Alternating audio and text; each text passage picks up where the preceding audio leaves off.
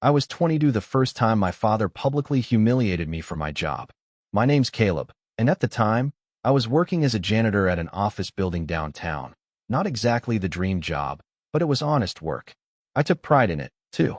I liked the quiet of the early mornings, the predictability of the routines, and the simple satisfaction of leaving things cleaner than I found them. I wasn't lazy. I wasn't directionless.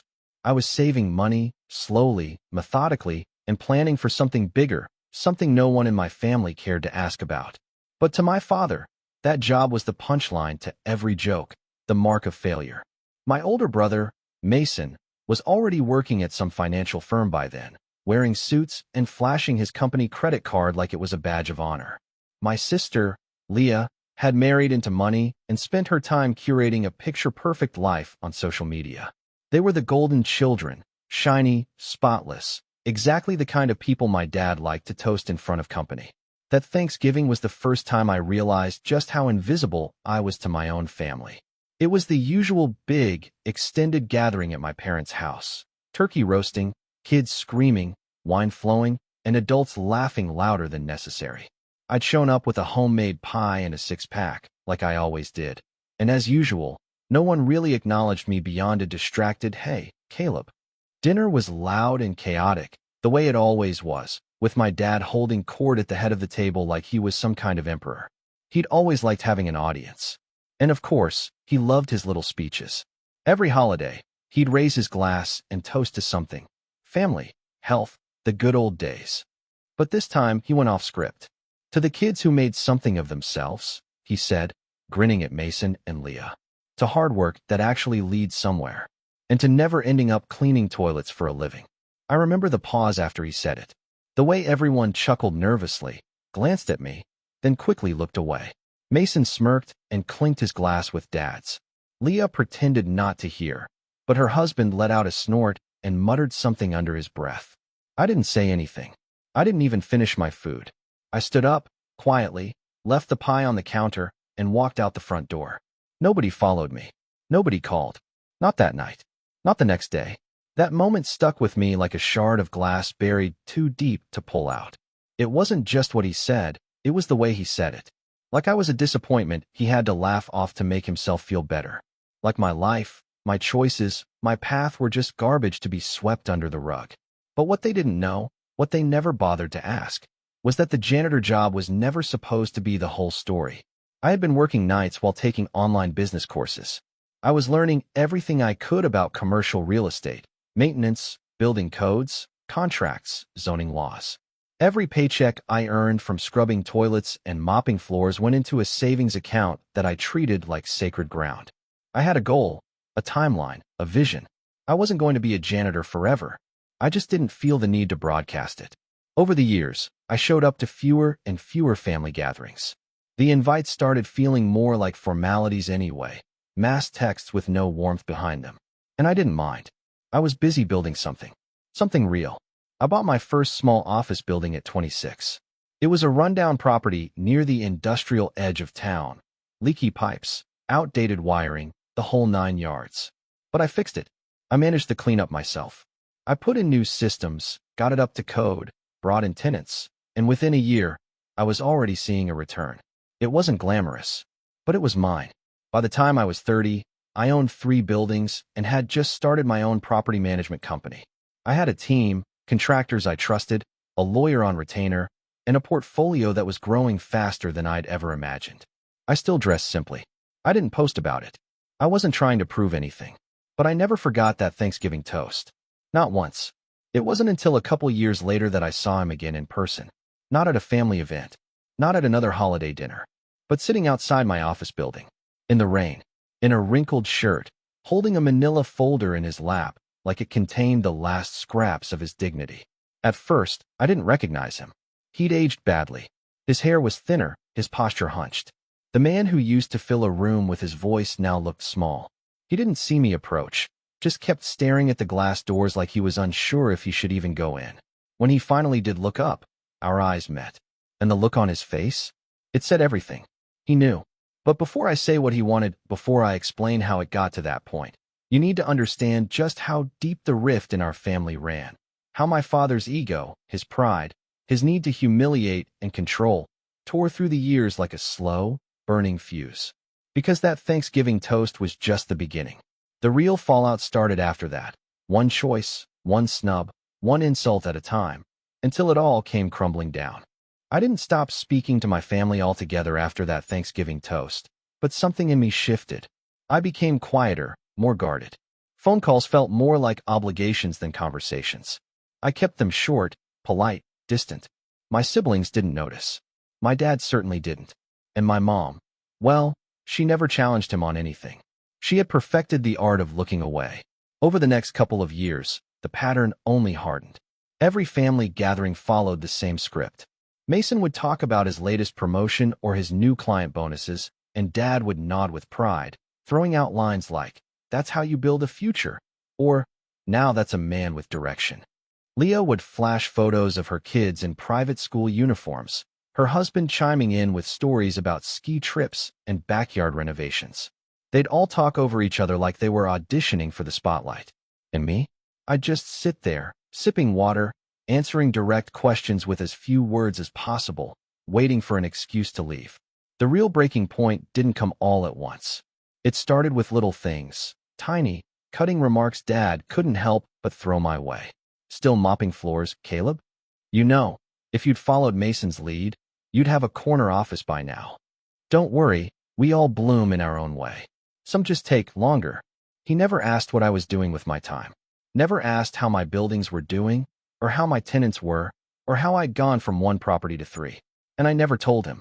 It wasn't out of pride, it was out of exhaustion. Why share with people who only hear what they want to? Mom would try to smooth things over with tight smiles and weak chuckles, offering me extra pie or asking if I needed leftovers, as if that somehow made up for being treated like the family footnote. I might have let it all slide forever, honestly. I'd been conditioned since I was a teenager to just take the jabs, nod, and swallow my anger. But then came Leah's birthday dinner. She was turning 35, and her husband rented out a private dining room at one of those restaurants with more adjectives than ingredients on the menu. Everyone was dressed to impress. Leah in a gold-wrapped dress, Mason in a navy suit. Even Mom and Dad looked polished, like they were prepping for a photo shoot. I wore a clean button-down and slacks. Nothing flashy, just enough to look respectable. I wasn't interested in pretending. I wasn't there to perform. I had barely sat down when Dad gave me the once-over and smirked. "Didn't have time to change after work?" he asked, loud enough for the whole table to hear. I smiled tightly. "I don't mop floors anymore, Dad." Mason laughed into his wine. "What? You got promoted to head custodian." I ignored it. I didn't want to give them the satisfaction. But Leah was always sharper than she let on. "So what do you actually do, Caleb?" she asked sweetly, cutting her steak with surgical precision. "You're always so mysterious. You come and go, never post anything, don't show up to half the family stuff." I shrugged. "I've been busy." "Doing what?" Mason pressed. "I mean, it's fine if you're just keeping it simple. Not everyone wants the stress of a real career." And that's when Dad chimed in again, this time lifting his glass. "To Caleb," he said, the smirk returning. The most consistent one in the family. Still grounded. Still humble. Still underemployed. Everyone laughed. Even Mom, though she looked uncomfortable. It was like they couldn't help themselves. Like bullying me had become tradition. I stood up. Not dramatically. Just calmly. I looked at each of them in turn, and for the first time in years, I said exactly what I was thinking. "You know what's funny? You all talk so much, but none of you ever ask questions you actually want answers to." That shut them up. For a moment, at least. "I own 3 commercial properties," I continued. "I manage them myself. I built a company from the ground up with no loans, no help, and no handouts. I didn't tell you because I didn't need your approval, and I sure as hell didn't want your advice." I left my napkin on the table and walked out before anyone could speak. No yelling, no dramatics, just quiet, clean detachment. For a week, I didn't hear from any of them. Then I got a text from Mom. "Maybe don't cause scenes at your sister's dinner." It was supposed to be a celebration. That was all she said. No apology, no acknowledgement, just another slap wrapped in fake concern. So I stopped replying, stopped showing up. I skipped the next Thanksgiving entirely. Went on a weekend trip to the mountains instead. Snow, silence, peace. It was the first holiday I actually enjoyed in years. But the silence from my family didn't last. 6 months later, Mason called me out of the blue. "Hey," he said, sounding unusually stiff. "I was wondering if you could meet for lunch. Somewhere quiet." I was suspicious immediately. Mason never wanted anything that didn't benefit him. "What's going on?" I asked. "It's about Dad," he said. He didn't want me to say anything, but he got let go. Company restructuring. He's having trouble finding new work. I blinked. That man had been bragging about his job security since I was a kid. "So," I said, "he's struggling, man. Mom's worried. He's not talking to anyone. Just sits around the house all day. He's applied to places, but no bites. It's been months." I could hear the hesitation in Mason's voice, the careful way he was building up to something. "He saw your name on a building downtown," he finally said. "One of your tenants mentioned you in passing." He was surprised. "And then he asked me if I thought you were hiring." I said nothing. "Look," Mason said, "I'm not saying you owe him anything, but maybe just talk to him. Even if it's not a job, maybe a reference or something. He's proud, okay? But he's scared too. I've never seen him like this." I agreed to meet. Not because I felt obligated, but because I wanted to look the man in the eye and see if he'd say it, to see if he could swallow even a fraction of his pride. That's how we ended up back at the start of this story. My father, sitting outside my office building, in the rain, holding a folder full of resumes for jobs he never thought he'd need. But before I tell you what happened when I let him in, what he said, and how I responded, you need to know what came before that. Because right after I walked out of Leah's birthday dinner, the real betrayal hadn't even happened yet. That came 2 weeks later, when I got a call from my property manager about a maintenance issue at my newest building, an issue that didn't make sense.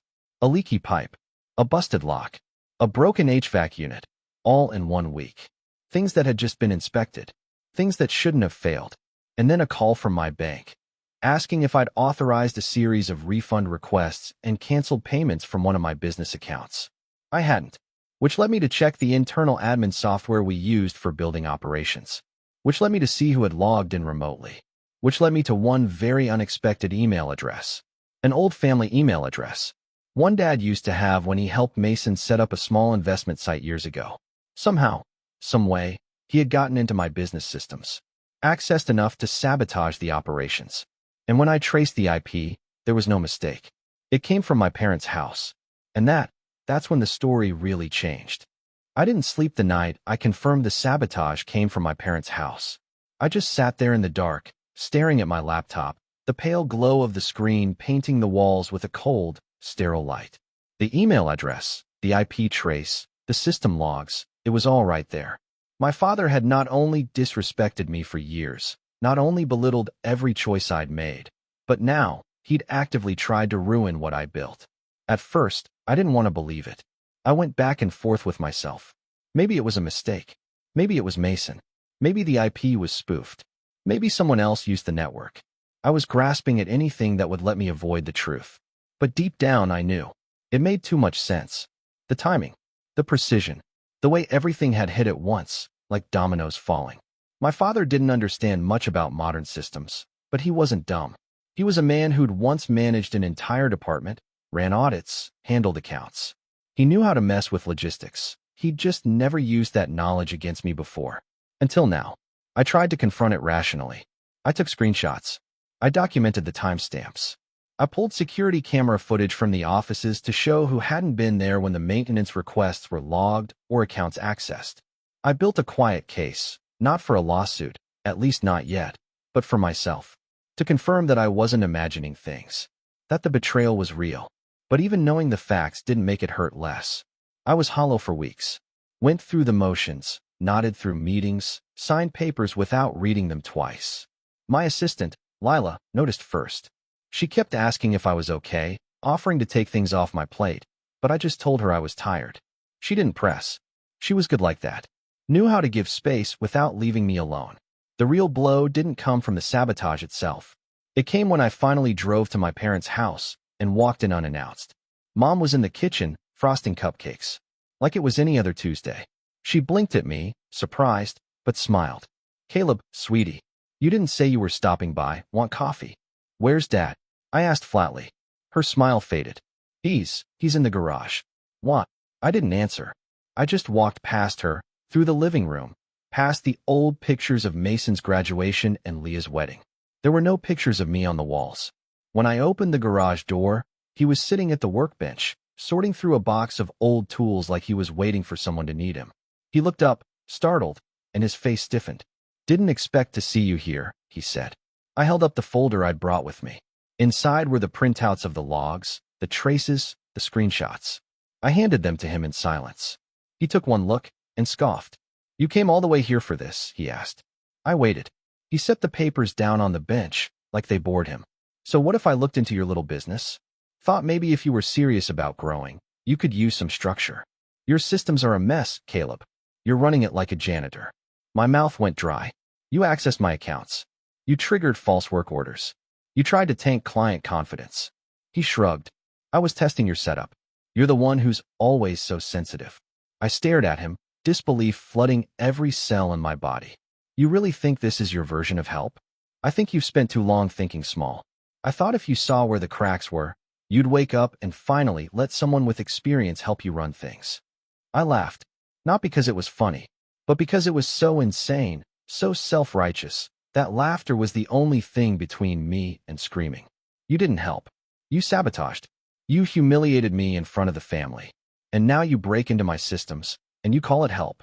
I built a career from scratch, Caleb," he snapped. "I know how to run an operation. You just lucked into some property and suddenly think you're a mogul." "Lucked into?" I whispered. He stood up, towering over the bench now, his eyes flashing. "You're not special, son. You're just bitter because your brother passed you by. You always have been." I didn't respond. I didn't argue. I just turned around, walked out of the house, got in my car, and drove away. That was the last time I spoke to my father face-to-face for almost 2 years. I wish I could say I bounced back quickly, that I channeled my rage into fuel and built an empire. But that's not what happened. For the first time since I was 17, I seriously considered quitting, selling the buildings, walking away, finding something quieter, smaller, something that wouldn't make me a target in my own family, something that wouldn't make me question every choice I'd ever made. But I didn't. Because 2 weeks after that confrontation, one of my longest-tenured tenants, a pediatric clinic, called me personally. The HVAC unit we thought had been wrecked by the sabotage, I'd paid to replace it quickly. No drama, no delays, just did the job. And the clinic director wanted me to know how much she appreciated it. "You're one of the best building owners we've worked with," she told me. "The last guy ignored everything. You're always present. You care." And something about that stuck with me. I cared, even when no one else did. Even when my family mocked me, ignored me, tried to tear me down, I cared. About my work, about my tenants, about the spaces I was building and maintaining. That meant something. I poured myself into the business. Not with anger, with intention. I upgraded security systems, hired an IT consultant to review every vulnerability. I rebuilt the backend with layered permissions and 2-factor authentication, updated the tenant portal, and created new SOPs for maintenance teams. I cleaned house, top to bottom. Then I expanded, bought a 4th property, then a 5th, opened a co-working space in an abandoned mid-rise, hired a small team of local contractors full-time, gave them benefits, holiday pay, and real respect, something most landlords never even considered. I didn't just want to grow. I wanted to build something that didn't rely on smoke and mirrors. Something real. I started mentoring a few young people too, mostly folks like me who worked night shifts and saved pennies, trying to figure out how to climb. I didn't broadcast it, but I made space for them, answered emails, took calls, showed them what I'd learned the hard way. And slowly, quietly, the weight started to lift. I stopped checking my family's social media, stopped comparing my milestones to Mason's vacations or Leah's curated perfect life. I unfollowed them, muted the group chats, and carved out a life that made sense to me. The buildings became more than just real estate. They became symbols of what I'd survived, what I'd outgrown.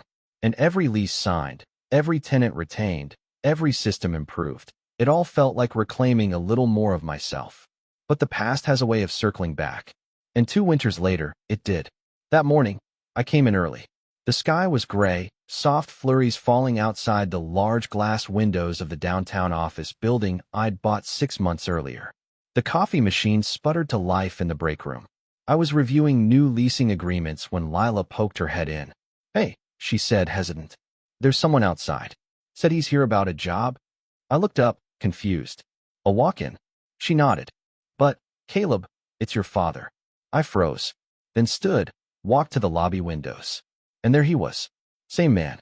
Same cold smirk softened by years of wear. Holding a folder, standing in the snow like he didn't have anywhere else to go. He'd returned. But this time, he wasn't there to gloat. He was there to ask for something. And I hadn't yet decided if I was going to give it to him. I didn't go out to greet him right away. Instead, I stood there behind the tinted glass, arms crossed, watching my father shift his weight from one foot to the other as snow began to collect on his shoulders. He looked smaller somehow, like someone had let the air out of him. Not just older, diminished. The confident, commanding man who used to toast over turkey and belittle me with a smile was now just cold, waiting, hoping. And yet, I felt nothing. No satisfaction, no anger, no urge to gloat. Just a strange, heavy stillness, like the silence before a storm you already know is coming. I turned to Lila. Don't let him in yet. Her eyes widened. Are you sure? Yeah. Let him wait a bit. She gave a slow nod and walked off, heels clicking softly on the polished floor. I went back to my office, closed the door, sat behind my desk, and let my mind work. I thought about everything that had led to this moment. The years of snide remarks, the public humiliation, the sabotage he'd tried to frame as help.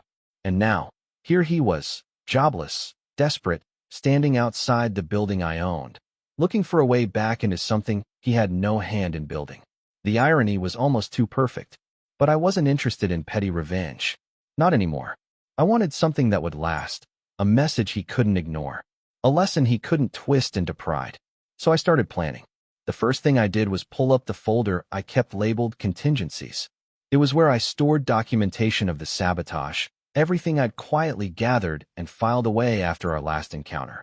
Back then, I didn't know if I'd ever need it, but something in me couldn't let it go. And now it felt like a loaded chamber waiting for a trigger. I printed a few choice pages, IP logs, system access, timestamps. Not everything, just enough to remind him I hadn't forgotten. Next, I called my lawyer, Sam. He was sharp, discreet, and had been on retainer since the second building. Hey, I said, hypothetical question for you. Let's say someone with a history of hostility towards you showed up looking for work. Someone who had previously accessed your business systems without permission. Could you legally hire them and also use that contact to secure protections in case they ever tried something again? There was a pause. Hypothetically, Sam asked. Hypothetically, you could, but you'd want an airtight contract. Boundaries, NDA, limited access, monitoring. Might even be worth it to create a role just for that. Nothing essential, but enough to keep them close. I nodded, even though he couldn't see me. Got it. Thanks, Sam. Caleb, he added, voice low. You sure about this? No, but I'm not planning to offer him a job. I'm planning to offer him a mirror. After the call, I reached out to Lila. Bring him in. She hesitated. Want me to sit in? No, this one's mine. I stood as the door opened and my father stepped inside. He looked around, taking in the office. The dark wood paneling, the subtle, modern furniture, the framed certificate on the wall, my LLC's registration. He lingered on it a moment longer than necessary. Then our eyes met. Caleb, he said, voice scratchy. Thanks for seeing me. I gestured to the chair across from me. Sit. He did. There was a long pause, heavy with everything unspoken. He cleared his throat. I know this is unexpected, but I figured I'd try. Things have been hard lately. I said nothing. I know I haven't always been the most supportive, but I'm looking for something stable now. Thought maybe, if you had something. I let the silence stretch until it bordered on cruelty. Then I opened the folder and slid it across the desk. He looked at it, then back at me. I remember this, he said softly. So you kept it? I nodded. I keep a lot of things. He didn't open it, just rested his hands on top. I was wrong, he admitted. About a lot. I wanted to believe you were still figuring things out, that I still had time to teach you something. But I see now, you built this without me. You don't need my help. No, I said calmly. I don't. He swallowed hard. But you came here anyway. He nodded. I don't have anything open that fits your background. I continued. And frankly, you're a liability. I can't risk another breach. His face tightened. But, I said, I can offer you something. His eyes lifted. I have a new division. Property inspections. Nothing glamorous. Just routine checks, plumbing, HVAC, structural walkthroughs, field work, clipboards, reports, entry-level stuff, contract only, no admin access, no systems, no keys. His face fell just slightly. Sound beneath you? He shook his head slowly. No, not anymore. I leaned forward. If I bring you on, it's with full monitoring. Weekly check-ins, random reviews. Any deviation from the route, any missed appointment, and you're out. He nodded again, smaller this time. And you sign a statement acknowledging your past interference and agreeing to cease all access attempts or communications related to my internal systems. Permanently. I pulled out the pre-drafted agreement from Sam and slid it over. He took it, read a few lines, then looked up. You already had this ready? I knew you'd come eventually, I said. I just didn't know when. He looked down again, then signed. When he handed it back, I didn't smile, didn't shake his hand. I simply stood. Lila will give you your schedule. You start Monday. He rose too, eyes searching mine for something, gratitude, maybe, forgiveness. But I wasn't offering that. Not yet. As he turned to leave, I added, one more thing. He looked back. This doesn't change the past. You may be working under me now, but don't mistake that for acceptance. He nodded slowly, then walked out. I sat back down, heart pounding, not with anger, but with a strange, calm clarity. This wasn't revenge. This was reclamation. But it wasn't over yet. Because I wasn't just planning to keep him close. I was going to show him, day by day, building by building, exactly what I had built, what he dismissed, what he tried to break, and what could never be taken from me again. I didn't want an apology. I wanted him to see the truth and live with it. Every single day. He showed up on time that first Monday. Gray jacket, stiff posture, the folder I'd given him tucked under his arm like a schoolboy's homework.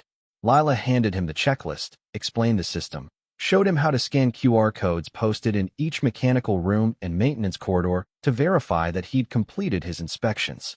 He didn't say much that day, just nodded, listened, wrote everything down. It was strange, seeing him like that, subdued, compliant, quiet. Not once did he comment on the office layout.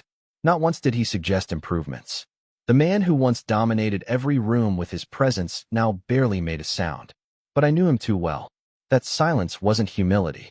It was shame. And the real revenge? That came slowly. Every building he was assigned to, every clipboard he carried, was a reminder that he didn't own the empire. He was a part-time field tech on a probationary contract. He was no longer the voice at the head of the table. He was the man who reported to his son.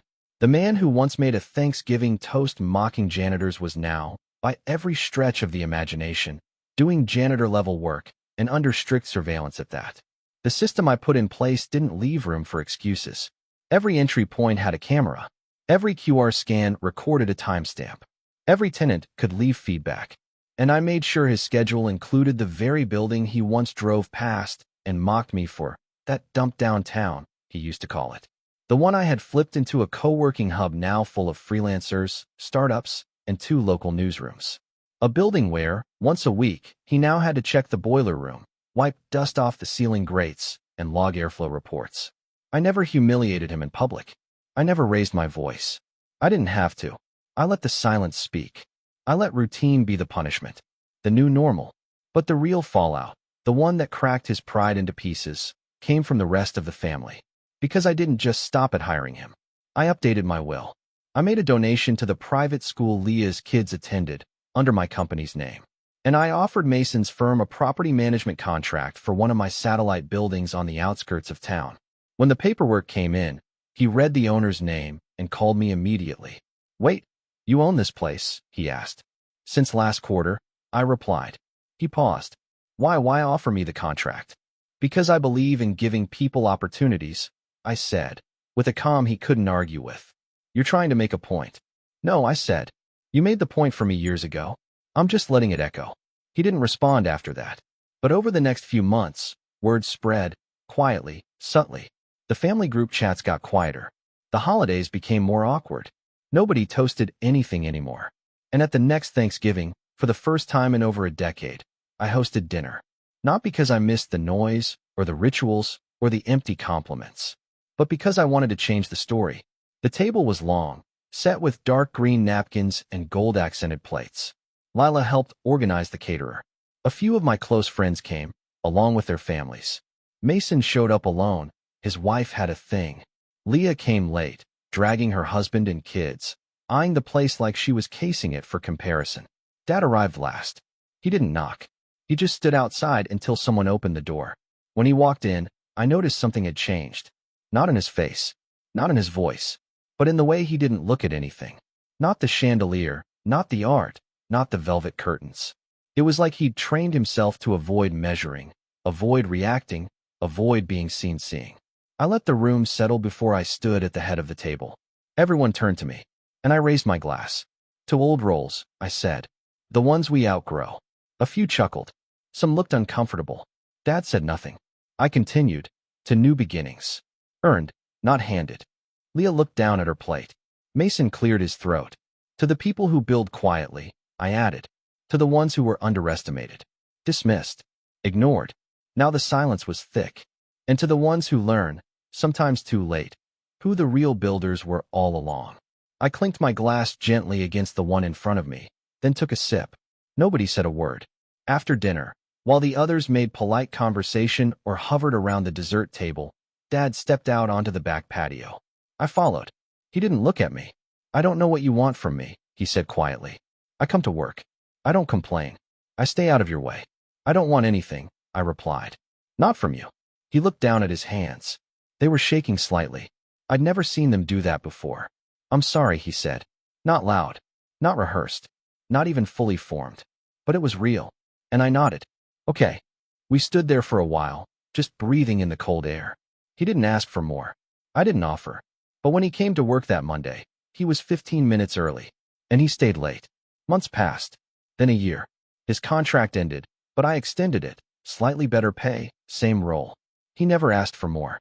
Never overstepped. Something in him had settled. Not submission exactly. Just reality. And over time, the tension eased. We never became close. Never had long father-son talks or played catch-up. But one day, I saw him pause in the lobby of one of my buildings, look up at the company logo on the wall, and nod to himself. It was barely a gesture, but it was enough. He knew. And the final piece of revenge was that I no longer needed it. The power he held over me for decades, his approval, his recognition, his validation, was gone. I had taken it back. Not by force, but by becoming undeniable. My revenge wasn't in making him suffer. It was in making him see. And he did. Every single day. Until the end. And the last words he ever spoke to me were these. You built something I couldn't even imagine.